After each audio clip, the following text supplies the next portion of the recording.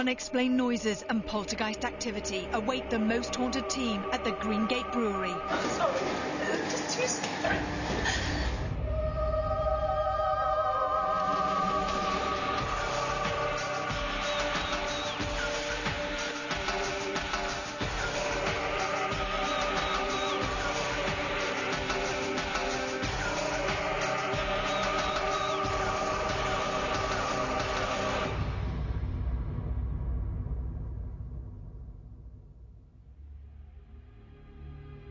Hello and welcome to Most Haunted.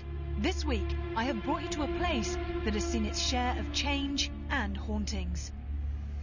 The activity here is not only constant, but current. Poltergeists, phantoms and footsteps have all been witnessed, and with that in mind, we just had to come and investigate the Greengate Brewery.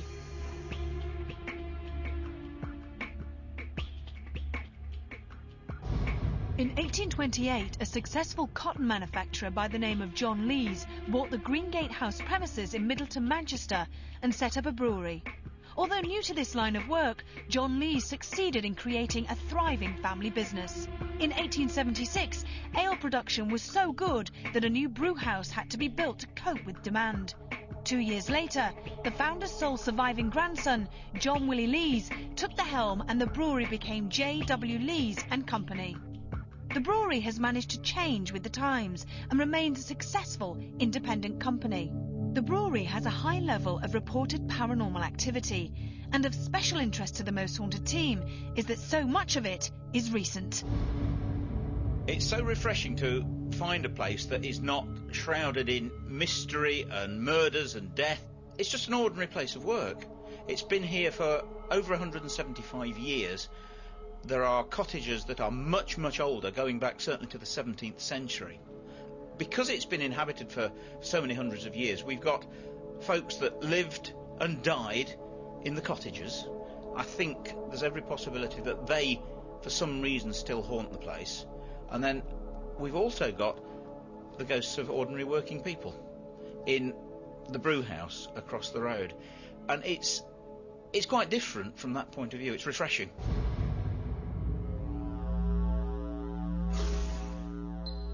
As well as poltergeist activity and heavy footsteps, a figure wearing a long white coat has been seen walking across this floor many times. But when challenged, the figure simply vanishes. We've got an area just above the fermenting room in the brewery where there's just an open space, and most people who work in the brewery have heard these footsteps from one time or another, and they're not like, it can be steam hammer or something like that, but it's not. It's actual footsteps walking across a floor, and the positive footsteps, you know, you can actually hear them going probably, 12, 14 steps. We've been up to investigate, and there's been no one around, which you wouldn't expect to find anyone around because there shouldn't be anyone there.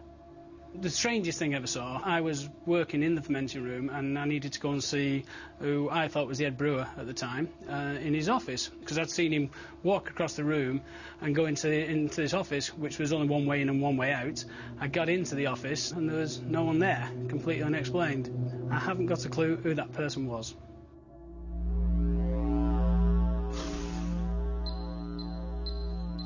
A tall, dark, cloaked figure has been seen moving slowly between the filing shelves.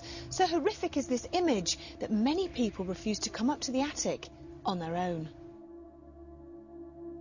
Every so often we have to move the files from our office up into the roof, which is horrendous because there was about 50 files to move, so I was up and down all morning.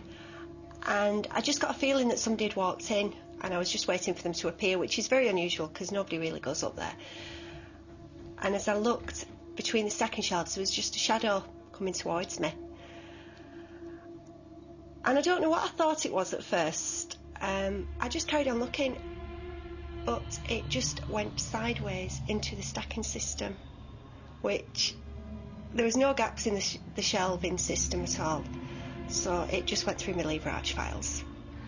But it was only afterwards talking to somebody else and describing it, and they said, well, yeah, that's what we saw. I was like, right, fine. But they didn't see it in the roof, so it must have been just having a wander about when it spotted me.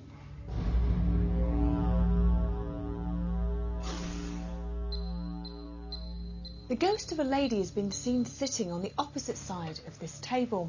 Also, a night watchman was hit across the face by unseen hands as he walked past this door, and since then he's refused to come back. The amazing thing about this 175 years, there's very little talk of death and destruction, if you like, but when they were sinking a well underneath the brew house, there are stories that quite a few of the workmen were killed, possibly by falling masonry or possibly even falling down. But there is a definite fact that one man went missing for 2 or 3 days, and they found him curled up at the bottom of the well, dead. The well is now covered up, unfortunately, under the sampling room. It'd be very interesting for us to do a vigil in the area where that well is, just to see if any spirits come out.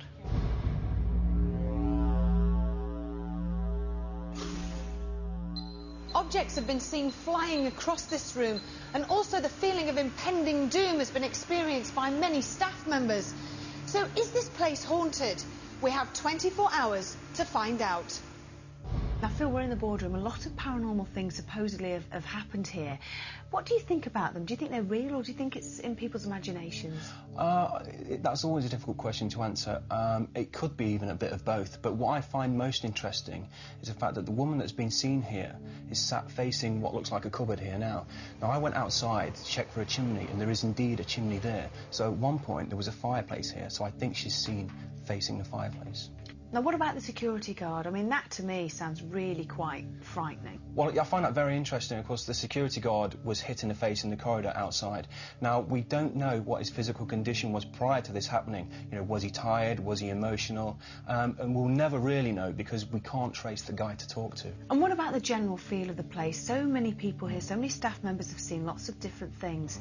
How do you think that we're going to react tonight? Well, of course, what we have to remember is this is a brand new experience for the crew here. As far as I know, nobody's done an investigation in a brewery before.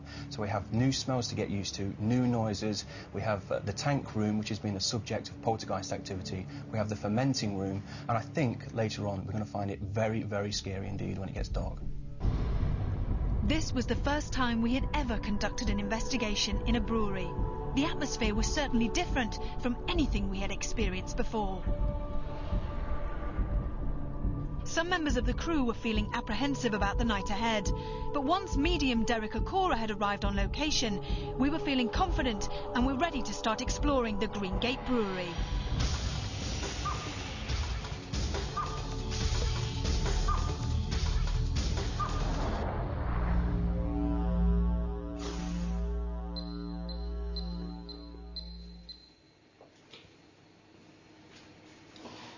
What's the matter?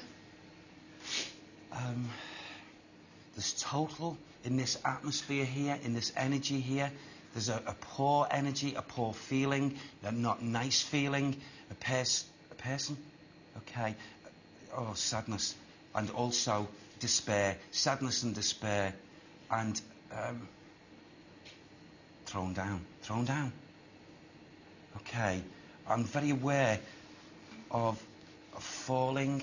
I seem to go down. I go down into it's like a well or it's a vat.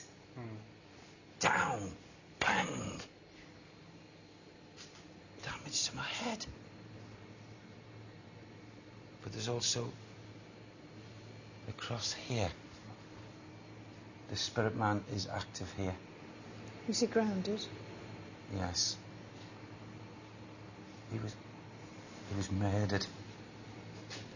He was murdered. His life taken away from him here. And there's a strong... What's that sound? I've just had something placed around my neck. Circular. The man's physical body was put down there. There's under this floor here. It's like, but it has liquid water, and I feel he was murdered, his life taken from him before he went down. He's done something to the person who took his life.